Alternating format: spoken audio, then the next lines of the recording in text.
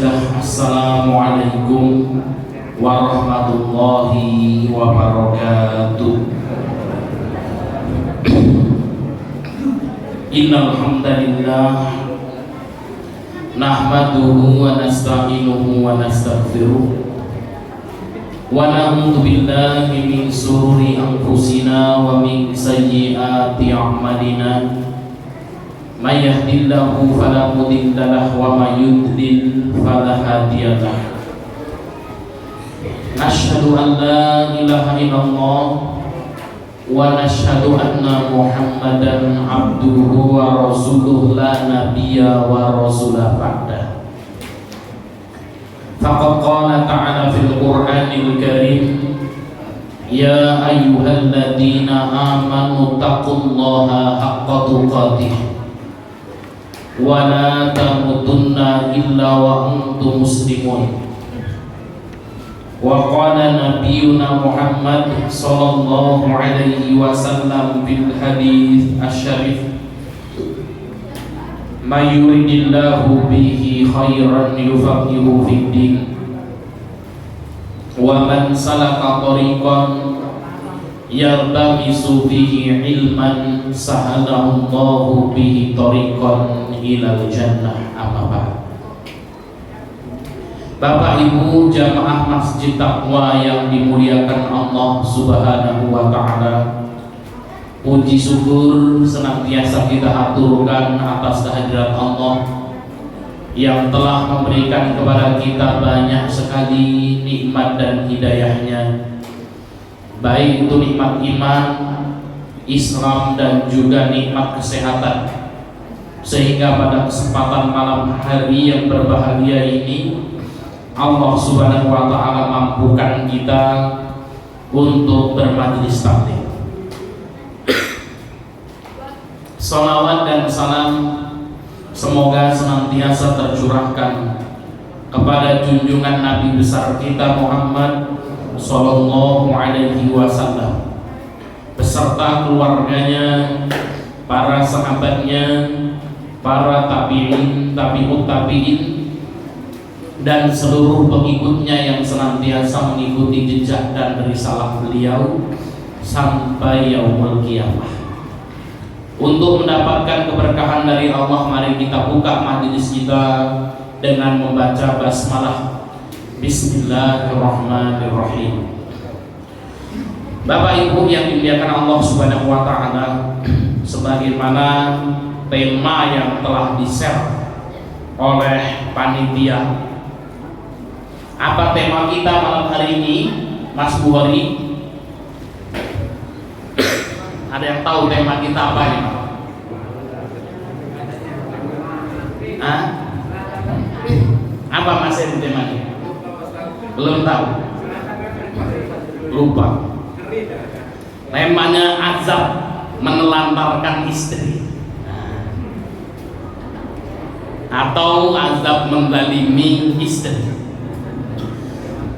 Bapak Ibu yang dimuliakan Allah Subhanahu wa taala, tentunya yang belum menikah insya Allah ya tidak akan terkena ya materi kita ini ya, aman insya Allah ya. Bapak Ibu yang dimuliakan Allah Subhanahu wa taala, Allah Subhanahu wa taala berfirman dalam surat At-Tolak ayat yang ke-6. Allah mengatakan, Bismillahirrahmanirrahim, askinuhunna min haitsu sakantum min wujdikum. Tempatkanlah, kata Allah Subhanahu wa taala, mereka para istri di mana kamu bertempat tinggal. Wala tudarruhunna litudayyiqu 'alaihinna. Dan janganlah kamu menyusahkan mereka untuk menyempitkan hati mereka. Bapak Ibu yang dimuliakan Allah Subhanahu wa taala, melalui ayat ini Allah Subhanahu wa taala mengingatkan kepada para suami agar berkasih sayang terhadap istrinya. Maka kata Allah Subhanahu wa taala, tempatnya istri itu ya di mana suami itu tinggal. Suami tinggalnya di mana, ya disitulah istri ditempatkan. Dan Allah Subhanahu wa taala memerintahkan kepada kita, dan janganlah kamu menyusahkan mereka, untuk menyempitkan hati mereka. Jadi tidak boleh seorang itu menyusahkan istrinya. Maka kalau ada orang mau menikah, janji yang diikat, yang ditawarkan kan, dek, kamu mau nggak hidup susah bareng saya? Ini harusnya jawabannya gimana, Bu? Ya tidak mau. Nah, Allah Subhanahu wa taala mengatakan wala tudaruhunna, dan janganlah kamu menyusahkan mereka. Ini seorang wanita dididik sungguh-sungguh oleh kedua orang tuanya, disekolahkan misalnya. Ini mau kemudian apa? Datang seorang laki-laki yang kemudian apa? Mau meminang, kemudian apa? Mau diajak hidup susah. Harusnya tidak seperti itu. Dek, mau nggak berjuang sama saya? Jangan kemudian hidup susah. Kenapa? Karena Bapak Ibu yang dimuliakan Allah Subhanahu wa taala, hati-hati dengan perkataan kita. Perkataan kita ini akan menjadi sebuah kenyataan. Maka seorang mukmin itu tidak boleh berkata-kata negatif. Dan disebutkan dalam hadis, innallaha ma'a dhanni 'abdi bi, sesungguhnya Allah Subhanahu wa taala bersama prasangka hambanya. Saya memiliki seorang kawan, Bapak Ibu yang dimuliakan Allah, yang sudah tua umurnya, memimpin pondok pesantren besar hari ini. Ketika beliau berkisah, Ustaz, dulu ketika saya merantau, ya keluar dari kampung halaman itu, pokoknya saya ngomong sama keluarga, sama teman-teman yang ada, saya mau merantau, ya sudahlah, di perantau mau ngapain? Ya di perantauan yang penting bisa makan, bisa beli baju. Bisa makan, bisa beli baju. Akhirnya beliau merantau betul, dan ternyata yang diomongkan itu betul. Dia bekerja, dapat duit, bisa makan, bisa beli baju. Akhirnya menikah, sudah bekerja keras, ya pontang-panting ke sana kemari dan lain sebagainya, tidak bisa beli tanah, belum bisa beli rumah, tapi bisa makan sama beli baju. Akhirnya kemudian dia bertemu dengan orang, ya bahwasanya Pak, Li, kamu ini kok seperti ini sama orang tuanya itu, ada yang salah ini. Ya dulu kamu ngapain kok kemudian rezeki itu seret kan ya? Oh ternyata dia ingat ya ketika dia keluar dari kampung halamannya itu, yang dia ucapkan, saya ingin merantau, yang penting bisa beli makan, bisa beli baju. Akhirnya dia bertobat kepada Allah Subhanahu wa taala, ya Allah kalau itu tak cabut. Saya merantau, sudah punya istri, saya harus punya rumah, beli tanah dan sebagainya. Dan alhamdulillah Allah Subhanahu wa taala mudahkan. Nah ini Bapak Ibu yang dimuliakan Allah Subhanahu wa taala. Hati-hati dengan perkataan kita. Orang mau nikah, dek, kamu mau nggak hidup susah sama abang, katanya. Oh ya mau ya, habis nikah susah betul.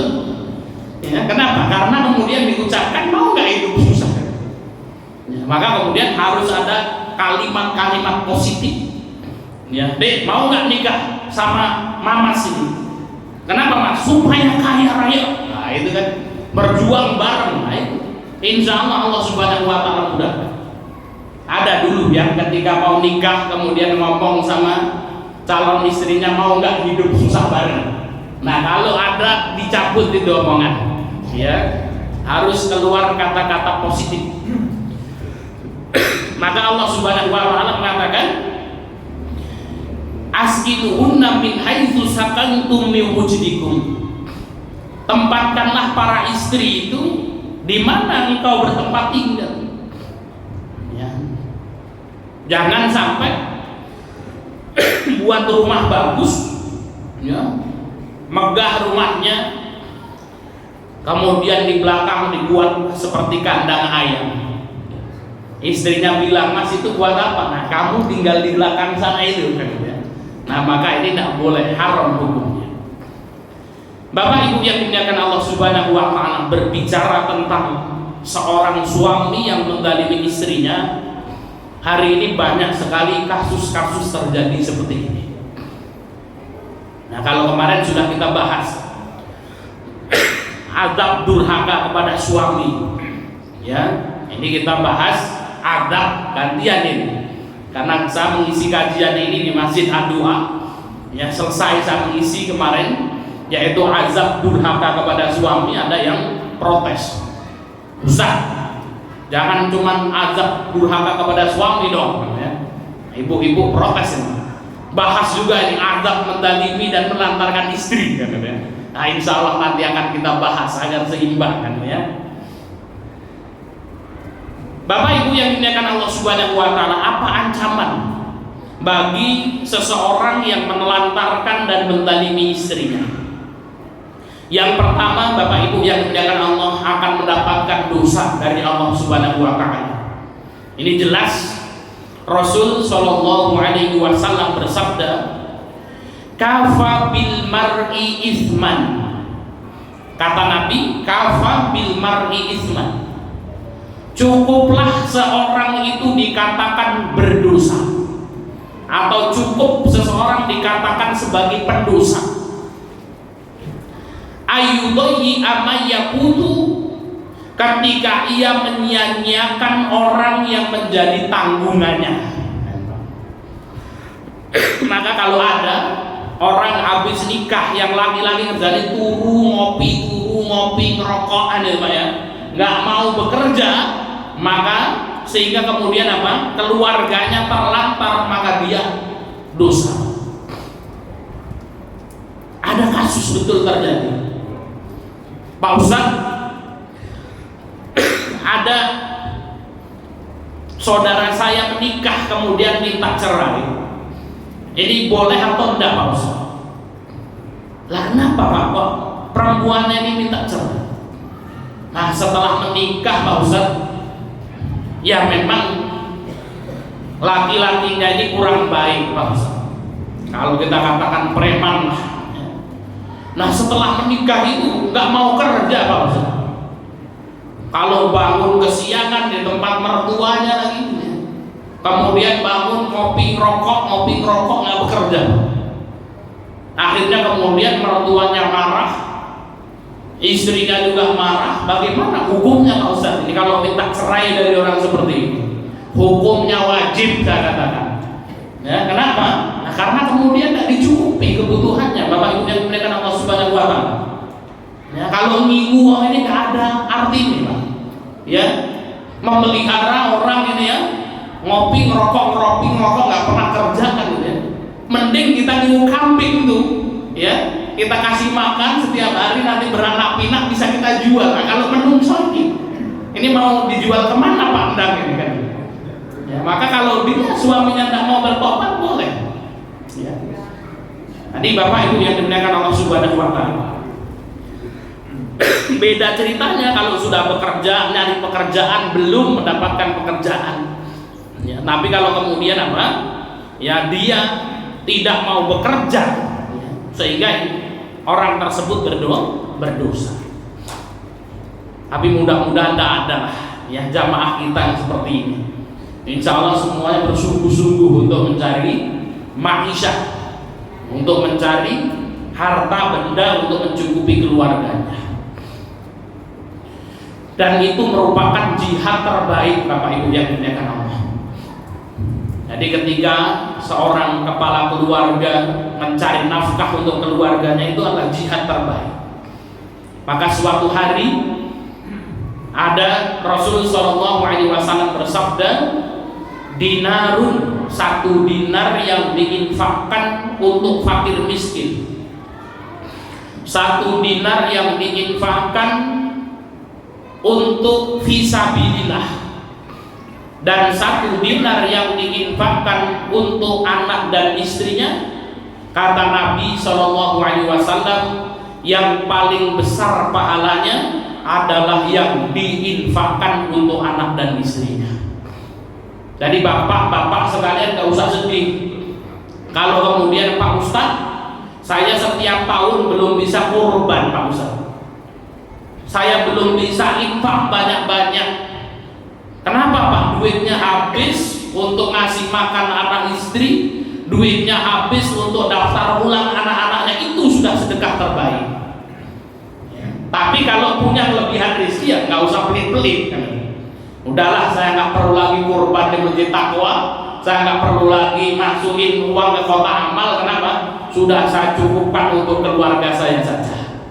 Ya, kalau kemudian ada kelebihan maka boleh kita ya berinfak kepada fakir miskin yang lain dan lain sebagainya. Yang kedua, Bapak Ibu yang dimuliakan Allah, azab seorang suami yang menelantarkan istrinya akan mati sebagai penzina. Na'udzubillah min dzalik. Ini saya bacakan hadisnya yang diriwayatkan oleh Imam Tabrani. Rasul sallallahu alaihi wasallam bersabda, ayyuma rajulin. Nah, perhatikan konteks hadisnya, Bapak Ibu. Ayyuma rajulin, laki-laki mana saja, tazawwaja imra'atan, laki-laki mana saja yang menikahi seorang perempuan, ala maqalla minal mahari au kazura, baik memberikan mahar yang sedikit maupun yang banyak. Kata Nabi, kalau ada seorang laki-laki yang menikahi perempuan kemudian membayar mahar, baik maharnya sedikit maupun banyak, laisa fi nafsihi ayyu'addiya ilaiha haqqaha khada'aha, kemudian apa? Laki-laki tersebut membayar maharnya itu utang, itu utang. Kemudian apa? Bermaksud untuk tidak membayar maharnya itu, atau sudah dikasihkan maharnya kemudian dijilid. Nah itu ya Pak, ada nggak ini kasus ini? Oh no, nah, itu sudah diberikan mahar dia 10 gram gitu. Habis itu Mas Eri datang sama istrinya, di kalungi lah jilid, ya, dijilid. Terus orang dibalik-balik Pak, itu ya, perhatikan. Atau yang pertama dia utang, ya, tenang aja Mas, saya pokoknya mau nikah sama jenengan. Kalau saya diberikan mahar 1000 gram emas, enggak masalah, 1000 gram emas saya sanggupi, tapi syaratnya utang loh dek. Ya. Udah di penghulu itu, saya nikahkan fulan, ya, bin fulan dengan fulanah binti fulanah dengan mahar 1000 gram emas, dibayar utang, gitu ya, dibayar utang. Nah suaminya ini ada kondisi air, saya ingin dia yo kiai utang, soalnya anaknya 10 kan kabus kan gitu ya. Nah insya Allah si gadis saya ngece-ngece bahkan gitu ya. Nanti kalau sudah anaknya 3 itu sudah nggak ngece lagi kan gitu ya. Nah itu. Nah, kalau kemudian maksudnya dia tidak mau membayar, atau kemudian dia sudah memberikan mahar tersebut Pak, tapi dipinjem maharnya itu dengan niat tidak dikembalikan maharnya kepada istrinya, famata, sampai suami tersebut meninggal, walam yu'addi ilaiha haqqaha, kemudian laki-laki ini meninggal, suami ini meninggal dan tidak membayar kepada istrinya, maharnya tersebut tidak dibayarkan, laqiyallaha yaumal qiyamah wa huwa zanin, maka laki-laki ini akan berjumpa dengan Allah Subhanahu wa taala sebagai status penzina. Naudzubillah min dzalik. Nah, ini ngeri, Pak. Maka hati-hati, dicek lagi kita ini minjem enggak? Bahdul mahari bojone dijilih ra biyen? Kontan masalah lagi aman kayak kontan kan gitu ya. Kontan orang sah dijilih-jilih meneh kan gitu. Nah, ini kadang-kadang kan kasus lah gitu, Pak. Ya udah dipinjam lagi ya kan ya. Kita bertemu dengan seorang ustaz, Masya Allah. Beliau Allahu yarham sudah meninggal dunia. Ya, ketika merintis pondoknya itu luar biasa. Istrinya 4 beliau, anaknya 17 ketika itu anaknya 17. Ya, ketika menikah, ini kiai tenan ini Mas Eri kan ya, kiai tenan. Nah, ketika menikah kemudian apa?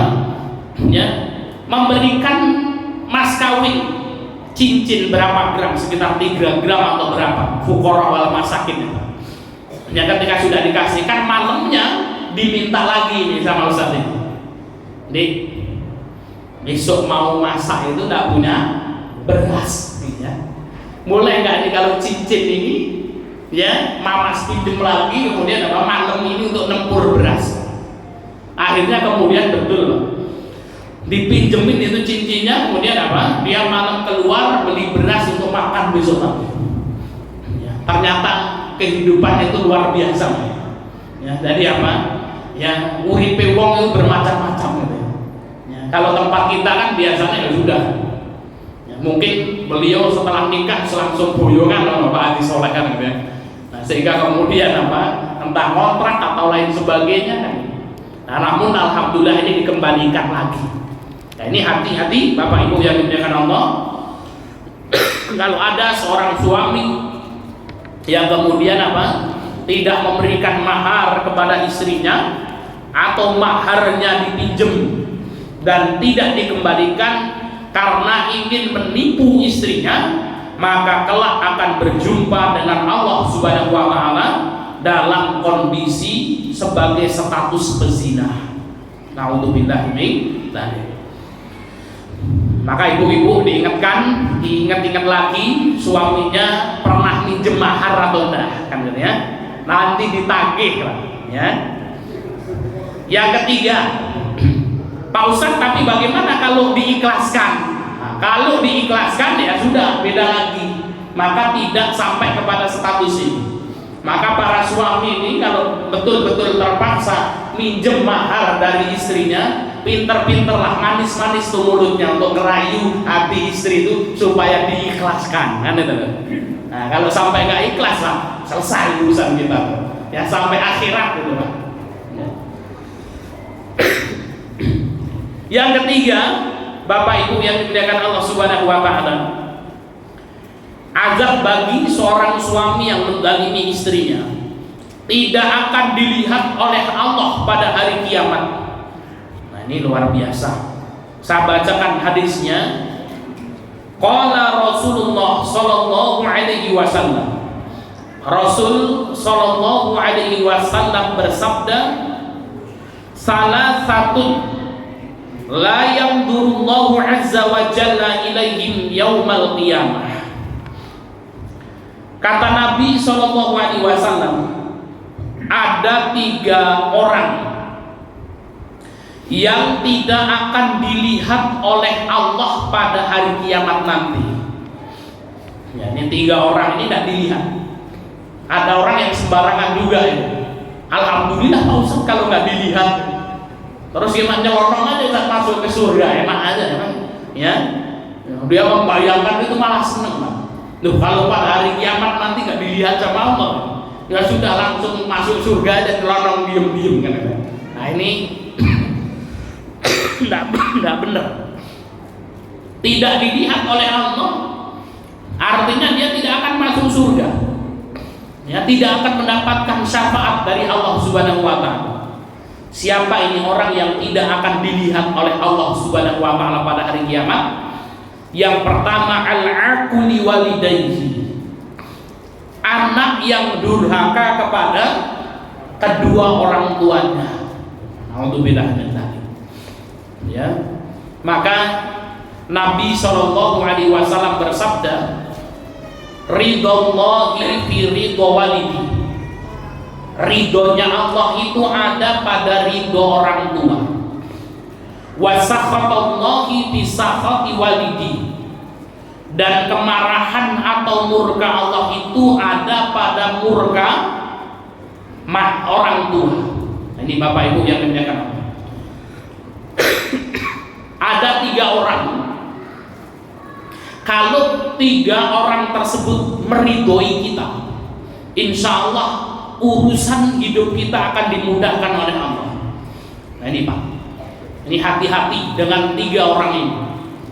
Dan 3 orang ini Pak, ini doanya kalau dia berdoa mustajab, akan dikabulkan oleh Allah Subhanahu wa Ta'ala. Tadi saya bertemu dengan seorang dokter ketika mengisi khutbah Jumat di Fakultas Kedokteran di Unila. Selesai saya berkhutbah, saya duduk, kemudian beliau menghampiri saya, kemudian beliau menceritakan tentang kondisi anaknya. Ustaz, saya ini dokter, gelar-gelar akademik dan lain sebagainya banyak diperoleh. Kemudian saya ini punya anak pertama Ustaz. Dulu pernah saya kirim ke pondok Ustaz. Nah, setelah sampai ke pondok Pak Ustaz ini dites, anak saya tidak mau masuk pondok. Akhirnya sudah pulang. Saya berdoa kepada Allah Subhanahu wa Ta'ala supaya anak saya ini menghafal Quran. Dan akhirnya pergilah ke Jakarta. Anaknya dibawa ke Jakarta, mondok di sana, dan alhamdulillah hafal Quran 30 juz. Laki-laki. Dan hari ini kuliah ya di kampus bapaknya di Unila, karena beliau juga dosen di sana. Kemudian saya punya anak yang kedua Ustaz, itu perempuan. Cuman anak yang laki-laki itu Ustaz nggak mau, kalau untuk jadi ustaz itu nggak mau. Saya pikir anak saya ini jadi ustaz, ya tapi nggak mau nih anaknya Pak Ustaz. Ya sudah hafal Quran, ngambil jurusan umum. Saya sampaikan kepada beliau, Pak, disyukuri saja, sudah alhamdulillah anak Bapak hafal Quran. Saya pun juga menyampaikan kepada murid-murid kami, hafal Al-Quran, selesai SMA silakan bebas, mau kuliah ambil jurusan apa saja, mau ambil jurusan ekonomi, hukum, matematika dan lain sebagainya silakan.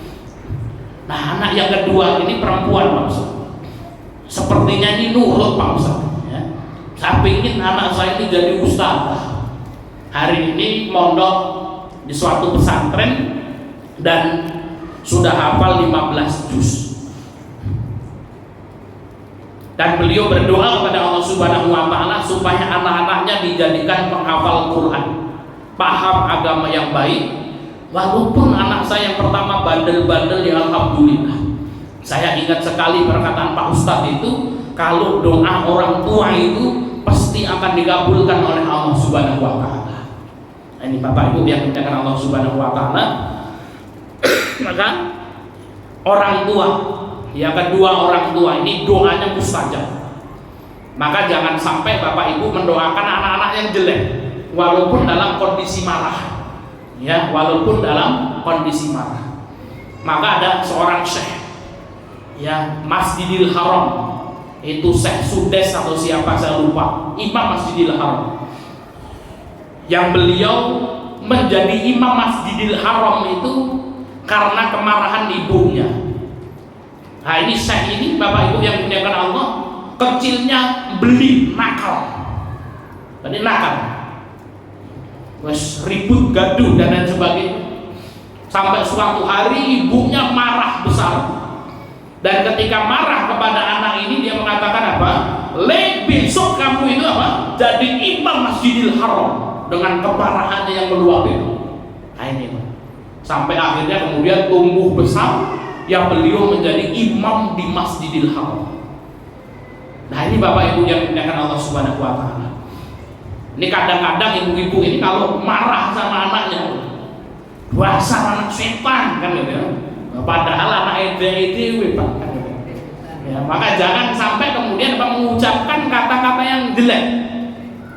Ya Bu, ya kalau marah sudah, ya ucapkan yang baik lele.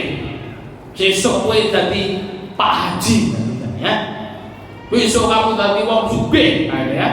Besok kamu jadi orang yang soleh, doakan yang baik-baik. Maka insya Allah doa orang tua itu akan dikabulkan. Yang kedua, doa orang yang akan dikabulkan oleh Allah ketika ia berdoa adalah doa seorang istri kepada suaminya. Nah ini Pak, ya, istri itu kalau ngomong suaminya itu akan dikabulkan oleh Allah Subhanahu wa taala. Ya. Maka jangan suka nakut-nakutin istri, Pak. Dok, tenang aja, besok kalau mama sukses, mama sugih, saya mau nikah lagi. Nah, istri takut, didoakan, ya Allah, mudah-mudahan miskin terus, ya kaya-kaya. Nah ini jangan main-main, doanya istri ini mustajab. Ketika istri kita berdoa kepada Allah Subhanahu wa taala, di situ kemudahan-kemudahan akan Allah Subhanahu wa taala berikan. Nah, kalau istri ini berdoanya jelek, nah ini sudah, Pak. Nah, ini nanti kemudian apa? Akan mengalami kesulitan dalam hidupnya. Yang ketiga, orang yang doanya mustajab, guru kita. Nah, ketika seorang memiliki guru, nyantri di pondok pesantren misalnya, kemudian dia punya ustadz, punya ustadzah. Nah ini guru-guru kita yang mengajarkan ilmu agama ini, kalau kemudian apa berdoa itu akan dikabulkan oleh Allah Subhanahu wa taala. Saya punya kawan yang ketika beliau bercerita itu, ketika santri dia tidak pinter, orang pinter, anaknya kecil ketika itu yang ngomong itu, guru Pak Ustadz saya itu kecil dan suka dibully sama kawan-kawannya. Pinter ya orang, kerjaannya cengengesan nyantri. Wes ora pinter cengengesan. Ya orang ganteng juga wong kan gitu. Nah kemudian apa dibully, diajak sama kawan-kawan. Nah ketika kawan anaknya ini dibully, ketika itu datang ustadznya, kemudian apa? Dipanggil teman-temannya, "Hei, kamu jangan bully si fulan. Kamu tahu nggak? Si fulan ini besok akan jadi direktur pondok pesantren besar di luar Pulau Jawa." Wah, disurai Pak. Wah. Dan hari ini beliau menjadi direktur pondok pesantren besar. Yang dulunya dia dibully, kemudian apa? Kiainya ngomong. Nah ini maka doa guru-guru kita, Bapak Ibu yang dimuliakan Allah Subhanahu wa taala, itu mustajab. Kita sekolah misalnya punya guru, ya didoakan. Mudah-mudahan kamu besok tadi wong sukses dan lain sebagainya. Itu akan Allah Subhanahu wa taala kabulkan. Maka hati-hati dengan tiga orang ini, Bapak Ibu yang dimuliakan. Kedua orang tua kita, kepada istri, ya. Kemudian apa? Kepada guru-guru kita. Maka bagaimana seorang suami menyenangkan hati istrinya? Walaupun mungkin dia berniat untuk nikah 4 Pak kalau kaya, tapi jangan diomongkan di depan istrinya. Doakan sugih kan gitu ya. Wah sugih temenan kan gitu. Ya, jangan menyakiti hati istri. Kemarin kita membahas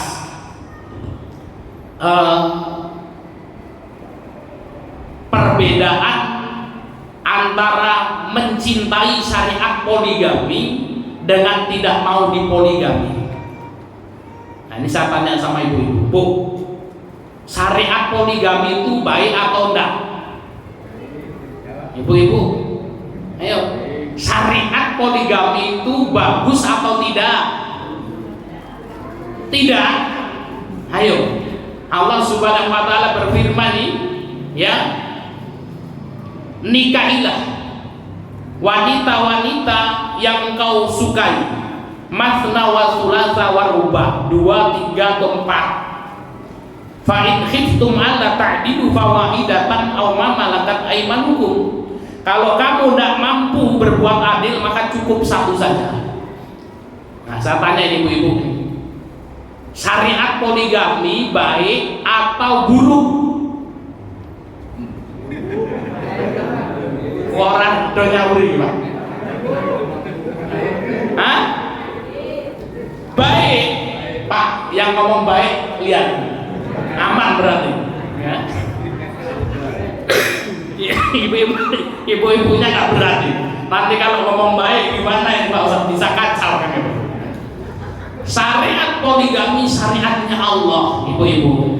Maka syariat poligami itu syariat yang baik. Maka ada seorang syekh ditanya, syekh, kenapa ini orang-orang mukmin ini, kiai, ustaz, para masyayikh itu seneng sekali kalau ngomongin poligami padahal nggak berani poligami. Ya. Pak Haji Jazuli, Pak Kholi sedang nongkrong sama Pak Habib kan ya, sambil buat teh makan nasi uduk sama Pak Sawon kan ya, ngomongin poligami, wah seneng, semangat luar kan ya, tertawa walaupun nggak berani, ya takut Pak. Kenapa kok seneng ngomongin poligami? Apa kata syekhnya ini? Nahnu qaumun la yaznun. Kami senang ngobrolin poligami ini karena kami ini adalah kaum yang tidak suka berzina. Jadi kalau ibu-ibu ya di rumah ada suaminya, kawani teko ngomongin bojo loro telu papat gitu kan. Baru ibu kan gawe kopi mana kan gitu kan. Ya, harus ngobrolin tayeh banget, bersyukur kepada Allah Subhanahu wa taala. Berarti apa? Ya suami ibu ini orang baik yang tidak suka berzina. Kalau suka berzina, bapak ibu yang nggak senang poligami. Ngapain poligami nikah 4? Sing 300.000 aja sudah murah meriah kan gitu. Ya, nggak senang ngomongin. Maka kalau ada ya laki-laki itu kok senang ngomongin bojo loro, pandang misalnya semangat telu papat gitu, semangat kan gitu. Nah ini berarti apa? Ini nahnu qaumun la yaznun. Ini kaum yang tidak suka berzina. Makanya yang diobrolin yang halal-halal, ibu-ibu yang dimuliakan Allah. Tapi kadang-kadang ibu-ibu enggak. Nah apa-apa lah Pak Ustaz. Ya, yang penting nggak apa-apa, istrinya saya aja 1. Ya, yang ketiga, keempat nggak apa-apa, sih penting rabi-rabi. Itu lebih seneng nggak gitu? Itu. Bapak Ibu yang dimuliakan Allah Subhanahu wa taala, kita kembali. Syariat poligami ini adalah syariatnya Allah yang baik. Ya. Kemudian saya tanya lagi, bapak-bapak, Pak, kalau ada seorang istri ditanya, Mak, mau nggak kamu dimadu? Saya nikah lagi 2, 3, 4. Kemudian istrinya saya nggak mau dipoligami. Dosa nggak istrinya? Bu, dosa nggak? Kalau suami ibu datang ke rumah, Bu, aku tak bojo meneh, aku nggak mau dipoligami. Dosa nggak ini? Hah? Ayo Pak, dosa nggak? Dosa, bapak-bapak kata dosa. Tidak berdosa Bapak Ibu yang dimuliakan Allah Subhanahu wa taala. Asal wanita tersebut tidak membenci syariat poligami. Maka seorang wanita yang sholihah ini gini, Pak Ustadz, saya senang dengan syariat poligami karena itu syariatnya Allah. Orang kalau poligami dia tidak berzina, ini syariat yang baik. Namun saya tidak mau dipoligami. Kenapa Bu senang syariat poligami namun tidak mau dipoligami? Karena saya ingin seperti Ibunda Khadijah radhiyallahu anha selama menikah dengan Rasulullah sampai meninggal dunia tidak pernah dipoligami oleh Rasulullah sallallahu alaihi wasallam. Saya senang syariat poligami namun saya tidak mau dipoligami karena saya ingin seperti Fatimah Az-Zahra, putrinya Rasul sallallahu alaihi wasallam yang tidak pernah dipoligami seumur hidupnya oleh Ali bin Abi Thalib. Nah ini seperti jabat. Suatu hari ini ada kisahnya. Ali ketika nikah sama Fatimah itu pengen nikah lagi, pengen bojo meneh. Nah, mendengar Ali mau nikah lagi, Fatimah sedih. Ya, karena nggak mau cintanya dibagi dua itu. Fatimah sedih. Ketika Fatimah sedih, kabar ini terdengar oleh Rasul Sallallahu Alaihi Wasallam. Maka Rasul dengar kabar ini, Ali hari bojo meneh dan Fatimah sedih. Saya ngumpul ini gila, ya di masjid. Rasul naik mimbar. Ketika Rasul naik mimbar, Rasul ngomong gini, siapa saja yang membuat sedih putri Rasulullah, maka orang tersebut telah membuat sedih Rasul Shallallahu Alaihi Wasallam. Turun. Habis itu Ali pulang, sudah saya nggak jadi nikah. Ada ya. Nah ini apa? Rasul nggak ngomong, nggak marahin Ali, ya. Kuyare bocor meneh. Rasul nggak seperti itu. Naik mimbar, Rasul ngomong, siapa yang membuat sedih putri Rasulullah, dia sudah membuat sedih hati Rasulullah. Alhamdulillahnya peka Ali bin Abi Thalib kan gitu. Anak sing diomongi-omongi kaya dhewe ini ngomong apa kira mudeng kan gitu. Ya, besok nggak paham kan gitu. Nah, ini Bapak Ibu yang dimuliakan Allah Subhanahu wa taala. Jadi seperti itu ya Bu ya. Nggak apa-apa kalau ibu-ibu nggak mau dipoligami, nggak berdosa. Tapi jangan sampai kemudian apa? Membenci syariat poligami. Setuju ibu-ibu? Setuju ya, aman kalau orang suruh sini kan gitu. Nah, mau diem aja. Baik Bapak Ibu yang dimuliakan Allah Subhanahu wa taala. Ya, ini orang yang tidak akan dilihat oleh Allah pada hari kiamat, orang yang durhaka kepada kedua orang tuanya. Yang kedua, wal mar'atu al-mutaraujilah, seorang perempuan yang menyerupai laki-laki. Seorang perempuan yang menyerupai laki-laki. Ini hati-hati. Dan yang ketiga, wadayus. Apa itu dayus? Dayus itu alladzi yukiru fi ahlihi khabathun, seorang kepala keluarga yang terjadi kemaksiatan di dalam keluarganya, dia diam aja. Naudzubillah, istrinya berzina diam, istrinya melakukan kemaksiatan diam aja. Nah ini namanya dayus Bapak Ibu yang dimuliakan Allah. Yang dayus ini Bapak Ibu, besok pada hari kiamat Allah tidak sudi melihat orang seperti ini. Ya, maka dayus ini adalah apa? Harus peduli, ada kecemburuan. Azab yang keempat, haram masuk surga. Ini naudzubillah ya. Seorang suami yang mendalimi istrinya haram masuk surga. Hadisnya hampir sama dengan yang tadi. Salasatun qad haramallahu alaihimul jannah. Ada 3 orang yang diharamkan surga oleh Allah Subhanahu wa taala. Naudzubillah. Ini orang beriman sama Allah. Sholat 5 waktu sholat Pak. Baca Quran, mungkin dia baca Quran, namun haram surga untuknya. Ini kita berlindung kepada Allah agar tidak menjadi 3 golongan ini. Siapa yang pertama? Mudminul khamri, pecandu minuman keras. Nah, ini suka mabuk-mabuk dan lain sebagainya. Nah ini kalau tidak tobat, ngoplo kan gitu ya, ganja, narkotika dan lain sebagainya.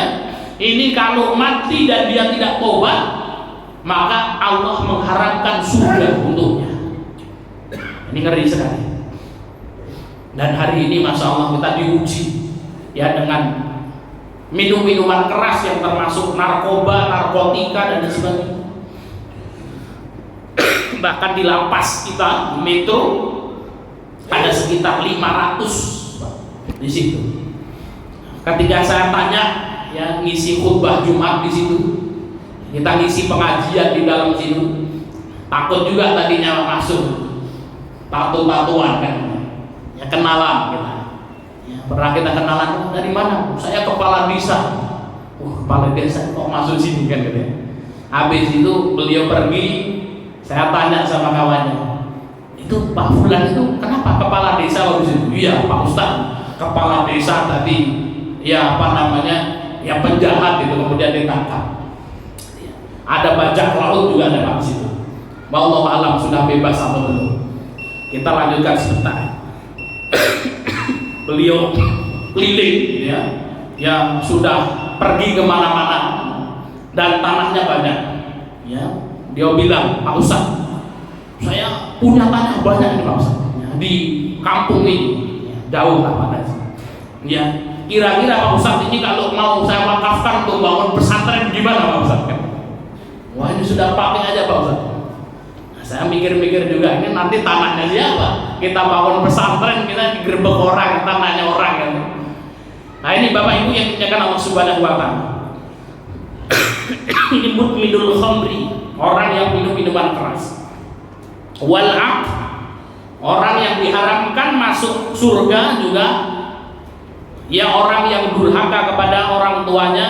Wadayus, dan juga yang kepala keluarga yang ketika terjadi kemaksiatan di dalam keluarganya dibiarkan saja. Ini namanya dayus. Ini maka bentuk kezaliman terhadap istri, maka orang ini tidak akan masuk surga. Masih ada satu lagi Bapak Ibu, sebenarnya hak istri. Apa saja kewajiban seorang suami yang diberikan kepada istrinya, insya Allah akan kita lanjutkan di pertemuan yang akan datang. Kesimpulan dari pertemuan kita Bapak Ibu, menzalimi istri merupakan suatu bentuk keharaman dan perbuatan dosa. Maka ketika ada seorang suami menelantarkan istrinya, yang pertama dia akan mendapatkan dosa dari Allah, yang kedua akan mati sebagai penzina, yaitu ketika seorang suami yang tidak mau membayarkan mahar kepada istrinya, atau mahar istrinya dipinjam kemudian tidak dibalik-balikkan lagi sampai dia mati, ya, dan istrinya tidak rela. Yang ketiga, tidak akan dilihat oleh Allah pada hari kiamat. Dan yang keempat, haram untuk masuk surga. Kita berlindung kepada Allah Subhanahu wa Ta'ala, terutama bagi para suami, agar kita diberikan kekuatan untuk memberikan kasih sayang yang terbaik bagi keluarga kita semuanya, digolongkan kita sebagai orang-orang yang soleh, dan dikumpulkan kita kelak di surganya Allah Subhanahu wa Ta'ala. Demikian yang bisa kita sampaikan. Kita kembalikan ke pembawa acara.